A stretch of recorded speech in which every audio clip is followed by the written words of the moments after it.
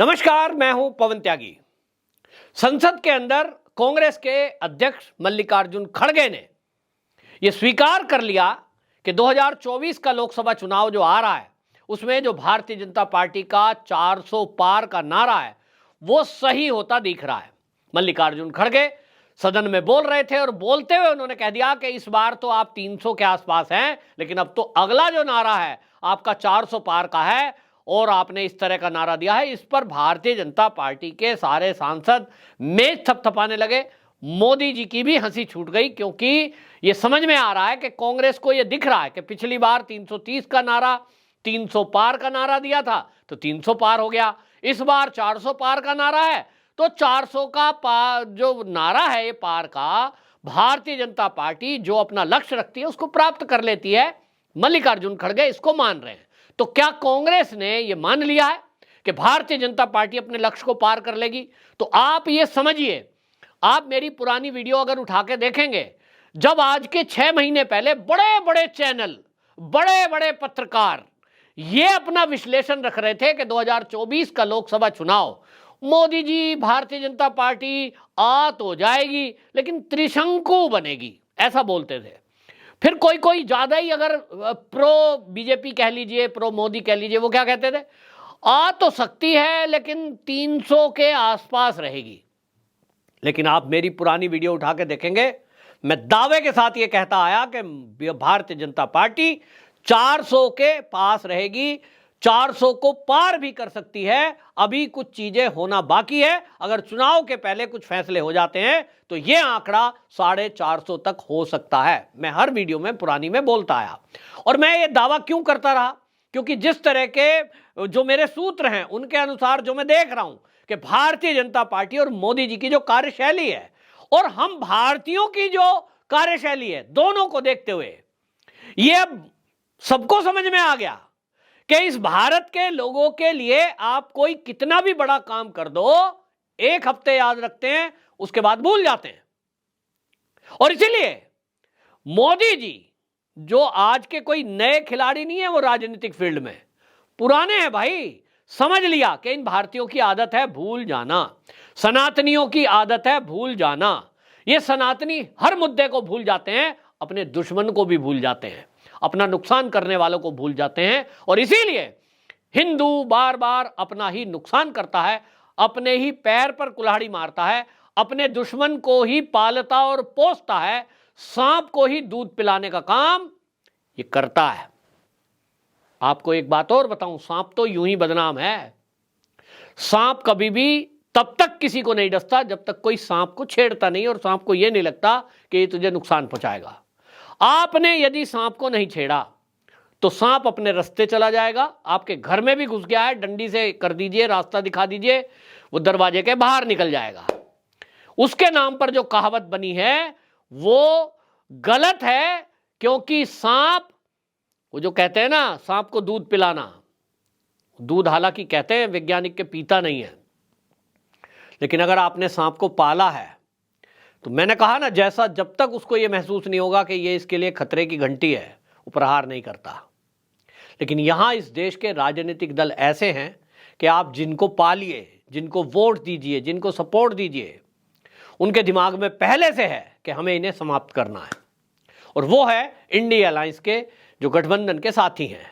आप देखिए, जो उदयनिधि स्टालिन है, खुलेआम खुले मंच से बोलता है, मेरी पार्टी तो हमने बनाई ही सनातन की समाप्ति के लिए है। अब कोई ये पूछे कि भैया तुम्हारा सनातनियों ने क्या नुकसान कर दिया,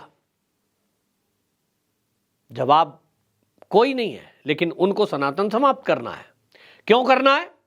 क्योंकि वो किसी एक धर्म पूजा पद्धति को मानते हैं और उस पूजा पद्धति के जो मानने वाले हैं, जहां से वो चला है, उनका कहना यह है कि पूरी दुनिया में अपना ही प्रचार करो, दूसरा तो कोई रहना ही नहीं चाहिए।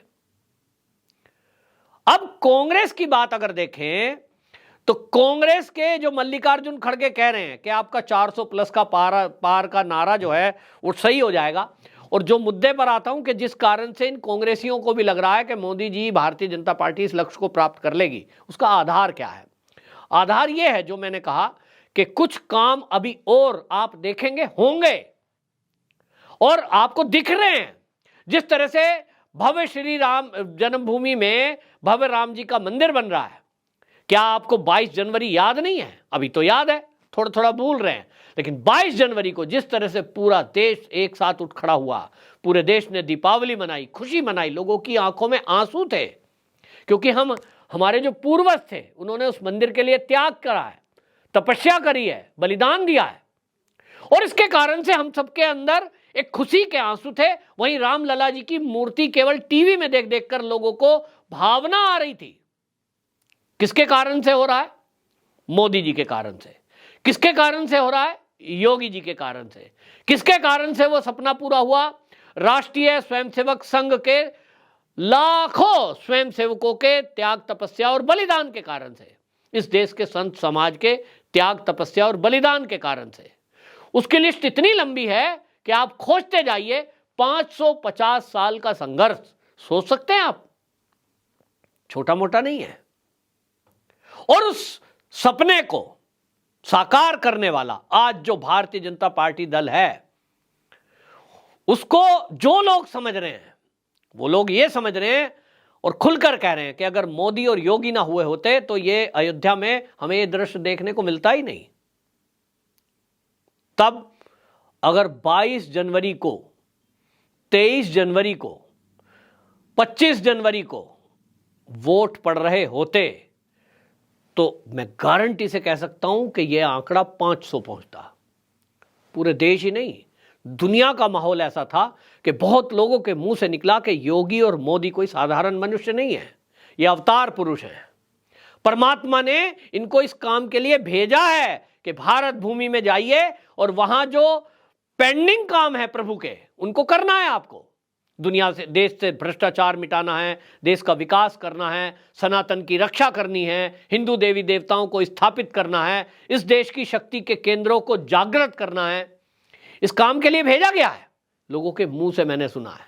अभी आप देखें ना, आचार्य प्रमोद कृष्णन जो कांग्रेस के प्रवक्ता हैं, वो एक्स पर पोस्ट कर रहे थे। अभी वो कल्की धाम के लिए निमंत्रण देने के लिए मोदी जी को गए, और जब वो लौटे हैं और एक्स पर पोस्ट किया है, उन्होंने बोला है, प्रभु शब्द इस्तेमाल किया उन्होंने मोदी जी के लिए। भगवान तो मोदी नहीं है, ना योगी है, हमारी और आपकी तरह इंसान है। लेकिन प्रभु राम भी अगर अयोध्या में जन्मे थे, राजा दशरथ के घर, 2 हाथ 2 पैर वाले ही थे।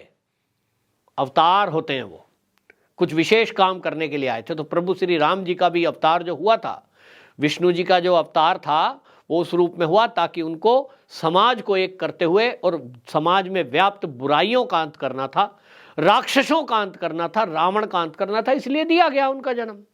आज की डेट में तो एक नहीं, अनेक राक्षस भारत की भूमि पर है। आए दिन महिलाओं के साथ बलात्कार, छेड़छाड़, ये जो घटना होती है, कौन करता है? उस समय तो एक था जिसने बुरी नजर से सीता माता की तरफ देखा, तो उसका विनाश करने के लिए राम जी पहुंच गए लंका, समुद्र पार करके।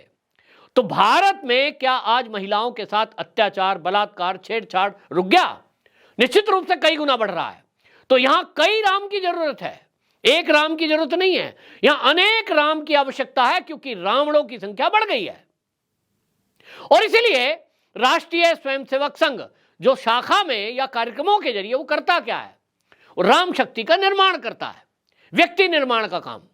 तो व्यक्तियों का निर्माण करता है, और उसके बाद व्यक्ति जहां रहेगा, मैं पत्रकारिता के फील्ड में हूं, मैं विषय रखता हूं, तो मैं यहां भी देश और समाज की बात रखूंगा, अपनी संस्कृति की बात करूंगा।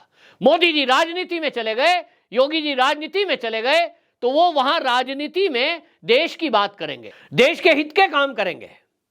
और जो वो कर रहे हैं उससे देश अब समझ रहा है, अब देश संभल रहा है, अब सनातनी जागृत हो रहा है। और सोशल मीडिया का जमाना है। सोशल मीडिया पे जो मैं ये वीडियो आज कर रहा हूं, ये सालों साल ये सोशल मीडिया पे रहेगी, और आप जैसे लोग इसको शेयर करते रहेंगे, लोगों के मोबाइल में जाती रहेगी। जिस भी दिन चुनाव होगा और वोट डालने लोग जाएंगे, ये सोशल मीडिया की पावर होगी कि उनके पास ये बात पहुंचेगी और वो समझेंगे कि एक सरकार इस देश में 65 साल राज किया। देश की आजादी के पहले उन्होंने देश के 2 टुकड़े कराए।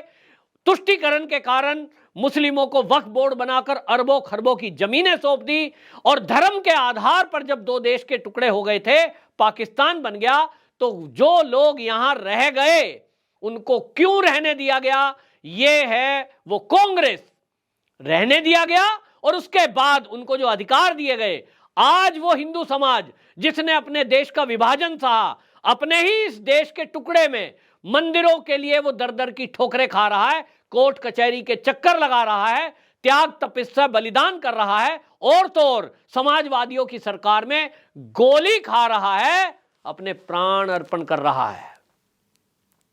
और ये जिनकी वजह से हुआ, वो फिर से एक बार हमारे बीच में झूठ बोलकर, भ्रम फैलाकर, अपने आप को हिंदू बताकर वोट लेने के लिए आते हैं, क्योंकि हम हिंदू जातियों में बटे हुए हैं। और अगर हम सबने इस बात का ख्याल रखा कि ये जो सामने हैं, ये जो हमारे सामने इंडिया अलायंस के रूप में है, ये वही हैं, ये वही दृश्य है जो राम जी के सामने एक बार रावण की सेना थी, तो राम जी थे सत्य के साथ, सत्य की स्थापना के लिए, और वो जो दूसरी तरफ सेना थी, वो सेना थी जो बुरे काम करते थे, अत्याचार करते थे, पूजा पाठ में विघ्न डालते थे। दूसरे जमाने की अगर बात करें तो एक तरफ श्री कृष्ण थे पांडवों के साथ, और एक तरफ कौरवों की पूरी सेना। तो अत्याचार और उसका विनाश करने के लिए श्री कृष्ण भगवान किधर हैं? तो पांडवों के साथ।